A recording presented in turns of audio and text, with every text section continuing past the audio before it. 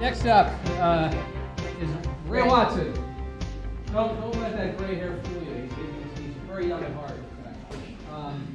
He has run businesses, and now at this stage he is a mentor to dozens and dozens of second stage companies. And those who are involved with Pro Florida, CEO Nexus. Ray is one of the leaders. I think he runs 3 or 5 groups here in Orlando and elsewhere. But I rely on Ray. He's a mentor of mine, and we talk about mentorship. And he's a mentor to a great many of you out there in the small business world. So he's going to talk to key performance indicators. This is a topic that resonates with everybody when they hear it, but the issue is to sit down and try to create them. We're going to talk through some of that, and Ray's going to help us with some of the pieces of it. And at the end, if we have time, we're going to have a small breakout session. So, Ray Watson. Okay, thank you.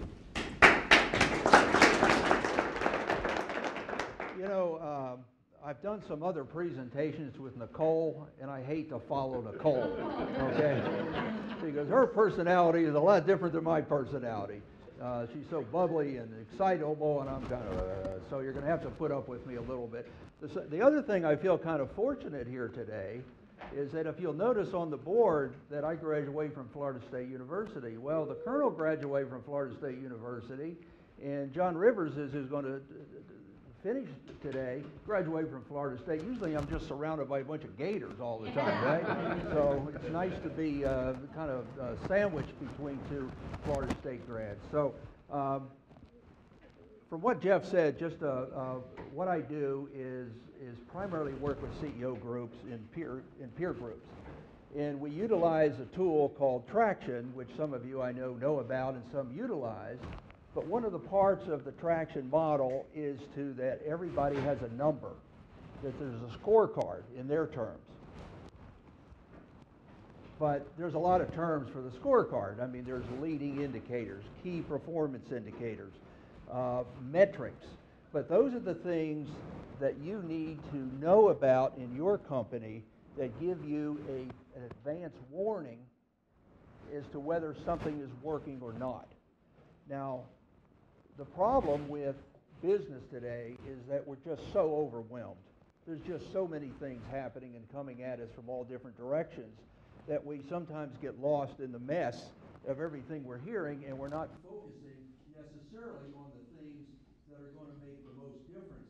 And so what I want to take you through, I'm going to give you a little bit of a fire hose on a lot of things. Of course, you've got the handout there, but the whole idea, the objective to accomplish this morning in the next 25 minutes is to at least give you a sense, and when you walk out of here, you can start taking a look at your business and seeing if you're getting the right information in a timely manner for you to make decisions that are going to affect the success of your organization.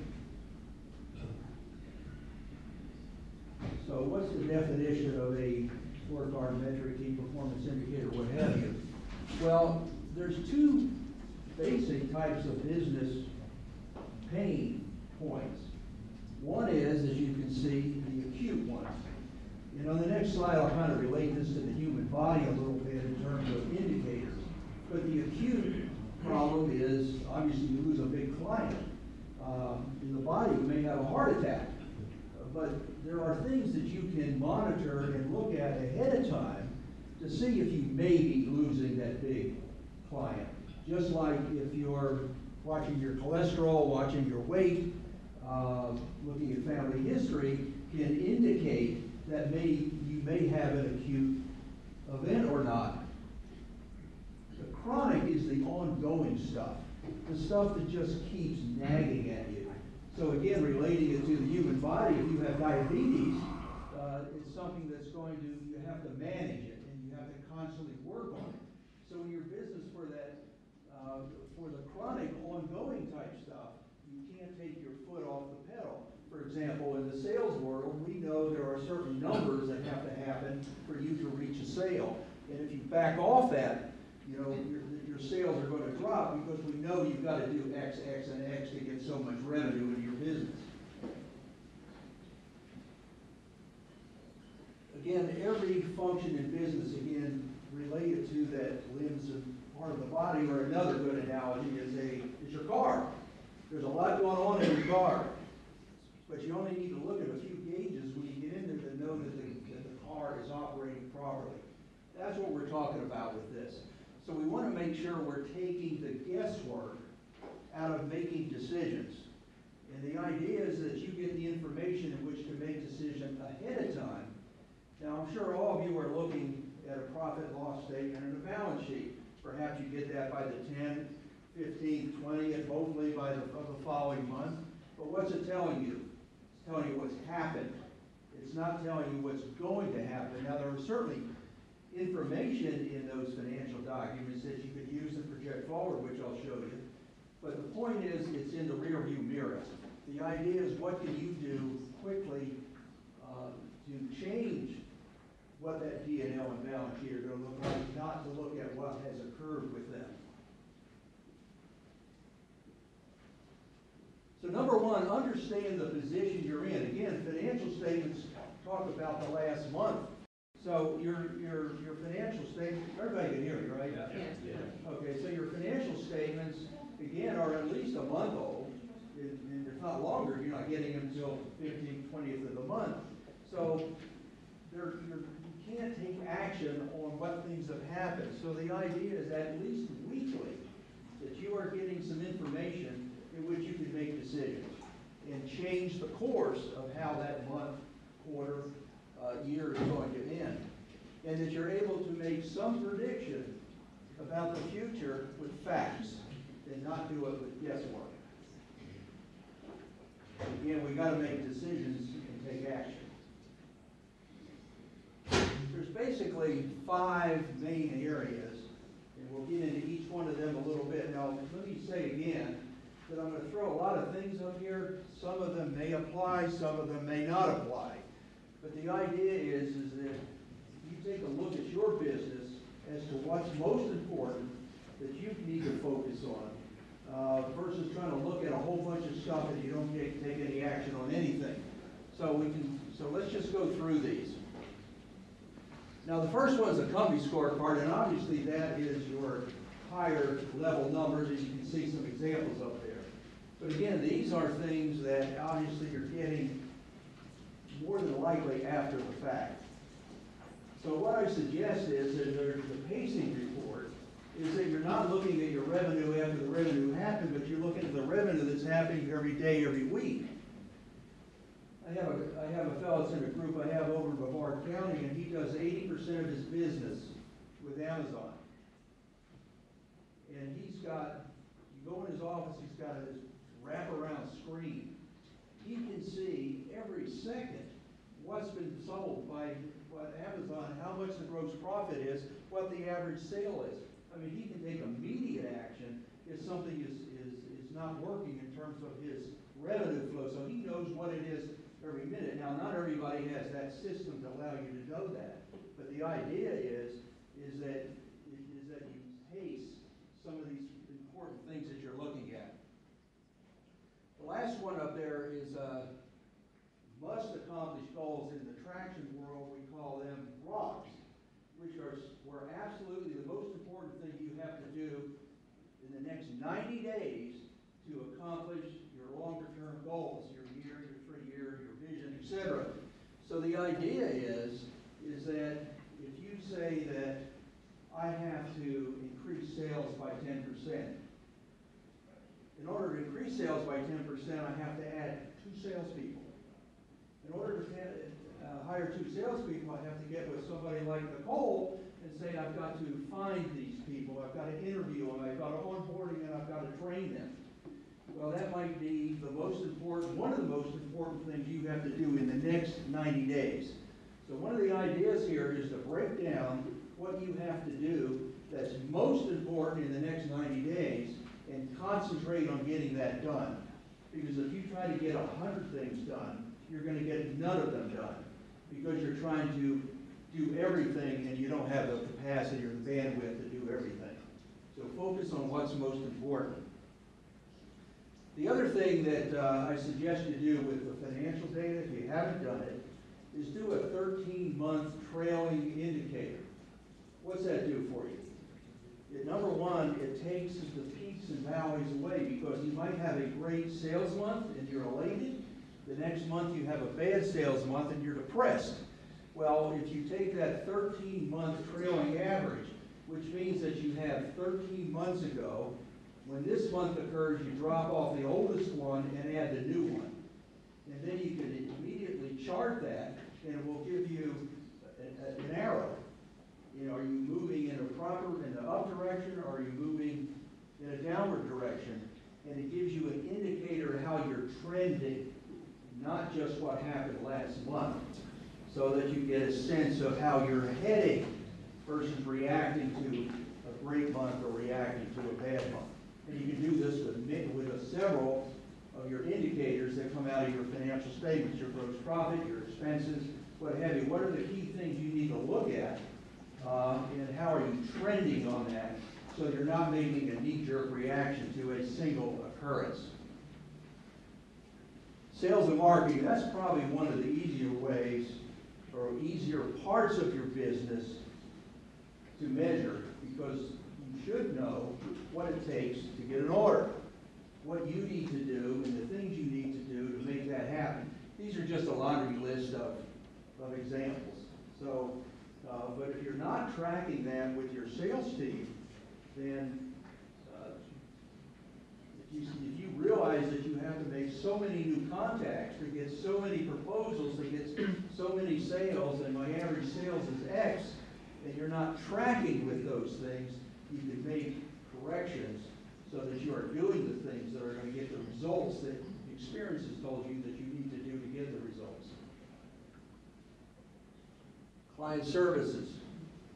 Some of the things here are profitability by client or job. Are you doing that? Because it tells you, are you pricing correctly? Are you losing business, or are you leaving money on the table? How's that tracking? Employee retention. Nicole spent a little bit of time talking about that, getting employees engaged, getting them committed to your culture and what your objectives are. But if you're not employing if you're not retaining employees, knowledge is walking out the door. Think about how much it costs to get an employee hired up to speed, not to mention the gap between that person leaving and getting that new person on board. So are you tracking your percentage of retention? Utilization, labor cost as a percent of gross profit. I remember at one time I was president of Intercom Computer Centers here, and we were in a rising revenue, lower gross profit margins. We were selling PCs back in the early days of the PCs, and I knew that I had to look at what percentage of my gross profit was being consumed by labor costs. And if I got below that, I knew I was going to get in trouble, because my sales were increasing, but my margins were decreasing. And so I had to really monitor that. Is that important in your business as a percentage of labor as it is of your gross profit? You can't spend revenue. You only can use gross profit, right, to address your expenses. And I think Todd and John talked about how to examine that. So the people scoreboard. In other words, income per hour paid. And I've showed some examples or formulas, if you will, to put up there. But just take a look at that. Those are things that you may not be looking at on an ongoing basis, but give you an indicator as to where you're headed. So, because if you're bringing on, let's say you're going to hire 5 more people, and you know you're currently getting a certain amount of percentage of be it income or percent revenue, you want to ensure you maintain that and not decrease it. So I just hired 5 people. My return on my labor expense is now going down. Well, you want it to go up, because you're addressing, having more people to respond to whatever it is in your company that you're trying to do, whether it's sales, operations, finance and accounting, etc. Now, this is in addition to, and Nicole touched on it, is that you're hiring the right people. Just a second, let me finish. Hiring the right people. And you see the DWC up there. That's the term that's in traction that stands for, do they get it? Do they want it? And do they have the capacity to do it? In addition to hiring the right person, meaning they meet your culture. So the right person in the right seat. Oftentimes you get the wrong person in the right seat or the right person in the wrong seat. But once you assume you have that, is there some indicators there that what you're doing in that area are proper? I'm sorry, your question. No, I think it was about kind of the percentage. Like, I mean, if it's broken down in basic numbers, you hire in 5 and they're able to service 5 times the number, or is there a certain percentage that you're going by to see if your return would be on your investment of hiring, or if you go above a certain number that you're no longer? Well, what you're trying to do is to understand a baseline of where you're operating. And everybody's going to be different, either in construction business, whether in a retail business, whatever, service business. But as you're bringing on employees, are those employees decreasing or increasing whatever that measurement is, so that you're not dropping below the baseline? And because sometimes we just say we're going to throw people at the problem, right? We've got to hire some more people. We don't have enough. Well, are we really looking at the efficiencies of what we're doing? Are we looking at the onboarding of those people, the training of those people, so they are not decreasing your overall return, but they are adding to it? To answer your question. So there's not a quick answer to, because everybody's company's going to be a little different. You have to look at the numbers once you bring them on to see if. Well, I mean, there's some. Well, of course, it's going to drop at first, and then it should. Correct, but I mean, you want to certainly stabilize that, and the whole idea of adding people or adding a piece of equipment. I used to have a construction company for 10 years. I had a partner that wanted to go out and buy all the latest, equipment. Well, a D7 bulldozer costs $350,000. I said, wait a minute, let's look at our return on invested capital here. I just don't want to have a toy sitting in the yard that's not doing some work. So it's those kind of decisions that you make versus just doing it, that you have some indication that it's going to add to the success of your organization. Cash and finance, pretty typical there, but you know what I find, and I think our accountants in the room would probably support my statement, is that every company seems to look at a balance sheet and an income statement. Few companies have a 13-week cash flow projection. It tells you where your money's going to come from and where your money's going to go. So if you're not doing that, that's very key, because when I walk into a company, I can tell by the look on their face whether they're having a good cash day or a bad cash day, or whether payroll's tomorrow and I don't quite have enough in the bank, and how am I going to make payroll tomorrow? Well, if you do that 13-week forecast ahead, then you're going to know where you're going to be. Hey, I've got to, again, back to my construction days, I knew that I had to pick up a draw. And if I had payroll tomorrow and 200 employees, a pretty big payroll, I need to go out and beat on the door to get that draw paid to me, so I had cash in the bank. Don't wait until it's too late to figure out how your cash position is. And I'm sure, we talk about weekly, I'm sure you guys are checking cash in the bank almost every day. I know I did, because cash isn't cash unless it's cash. You can't make payroll with accounts receivable. You can't make payroll with inventory. You can only make payroll with cash. So make sure you're on top of that.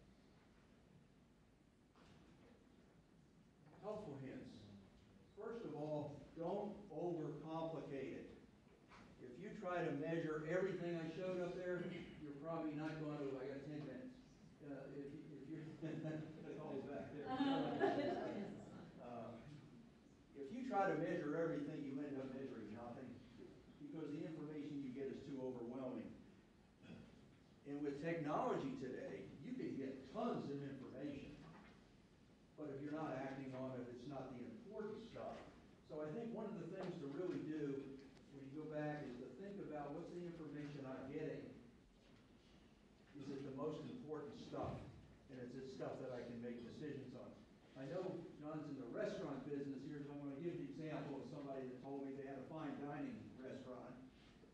several fine dining restaurants.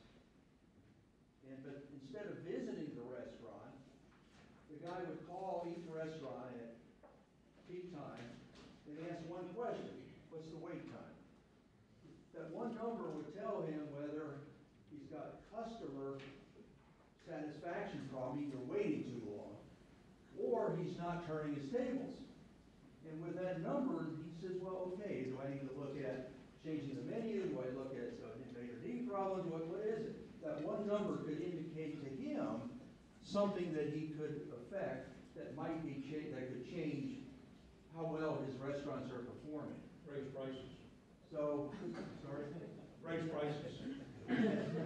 So the idea is, think about the number or numbers that are most important to your business that are going to tell you whether you're getting off track or not, whether you're, somebody used the term creaking in the rigging, right? I mean, things are not quite right. But you can take action ahead of time, and we've been talking about preparing for a potential recession. Well, if you don't have a pulse on your business and have determined what are the most important indicators that might show that things are getting a little shaky so you can take action, you're then going to be surprised by it. And then you'll be in a reactive mode versus a proactive mode. Another way to maybe look at it, I like to, is ask your people, how do you know if you had a good day, or a good week, or a bad week? In other words, ask your employees, ask your department head, your manager, what makes a good week in what you are responsible for. That might be the number that you want to take a look at. Again, going back to the traction use, is that one of the things it says is that everybody in the company has a number, at least one number in which they know they're operating with. The person that's at the front desk answering the phone, that person's number might be 3, meaning that you will pick up the phone before it rings 3 times. That's your measurement of success in terms of your responsibility as being the first person that a client communicates with when they're calling your company. So think through that, because if we play a game with no scoreboard, we just kind of play the game. But if everybody knows what they're accountable for and what they're going to be measured on, it's much easier for people to execute on what are the most important things. Another way to look at it is look at your core processes. Every company has 6, 7, 8 core processes and how you do stuff. What's a measurement that core process, whether it's delivery, whether it's hiring, whether it's accounting, whether it's purchasing, what indicates that you are doing a good job in that process, and how can I improve it potentially? Be strategic, not tactical. This probably rings a bell. Entrepreneurs are primarily tactical and focused on the last crisis. That's how we start a business, and we're doing everything, and we're just reacting to what's happening. CEOs, which is that transition from being an entrepreneur to a CEO, is to create a vision and get a team to rally around that vision for you. And one of the ways you can do that is having some of these indicators that are telling you how your business is doing versus reacting to a crisis. In other words, diagnose the crisis before it happens so that you can take action. They can scrutinize the relationship between pricing, staffing, and cash flow, and some of those other things. But the idea is to make data-driven decisions. Have the information that's coming to you that you can make good decisions and not just taking a reactive or a gut feel. Oh, I think I need to do this. Well, that may not be the right thing to do. And the other thing is to prioritize what is the most important in your organization and put it in that 90-day world. What do I have to do in the next 90 days, and what indicators can tell me if I'm on track? If you're building a house and you want to build a house in 90 days, you know there's the steps that are going to take between that first day and the day you get CO. And that's, you're looking at that and tracking it to make sure that the 90th day or the 89th day comes, and well, we're only halfway there. We haven't been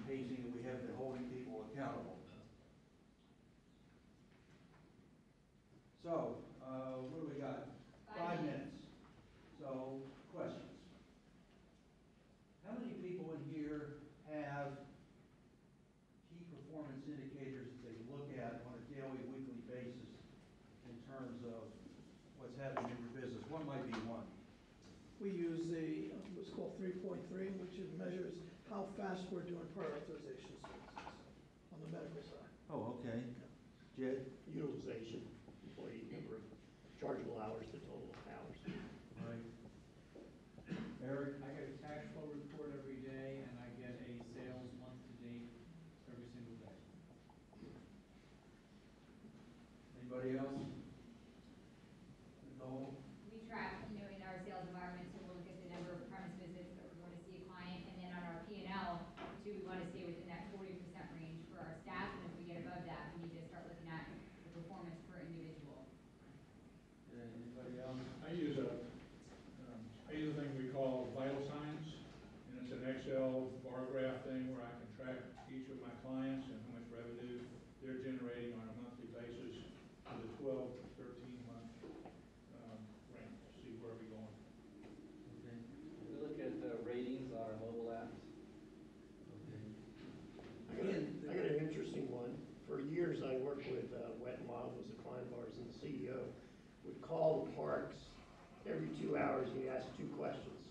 What's the guest count and what's the weather? And he determined whether they're gonna have a good day or a bad day based on. It's kind of like the restaurant question, right? There's a couple numbers that can give you a good indication as to how your business is doing. So a final question, and you don't have to raise your hand, but I would assume that you could take a look at your business and say, I may be able to do a little better job at looking at what I'm looking at so that I can have a better idea of how my business is going. Would I have agreement that you're probably going to do a little better watching and monitoring the stuff that's most important Yes. and do it on a reoccurring, at least weekly basis, if not daily, to know how your business is flowing? Yes. So that would be the takeaway I'd ask you to go back. Go back and look at your business. Talk to your managers. Ask them what it looks like for them to have a good week. Make sure that everybody in your organization has a number, even though it might be just a small indicator of what they do, because they know they are accountable and they are measuring how well they can do. And you at the CEO executive level is you know ahead of time how your business is performing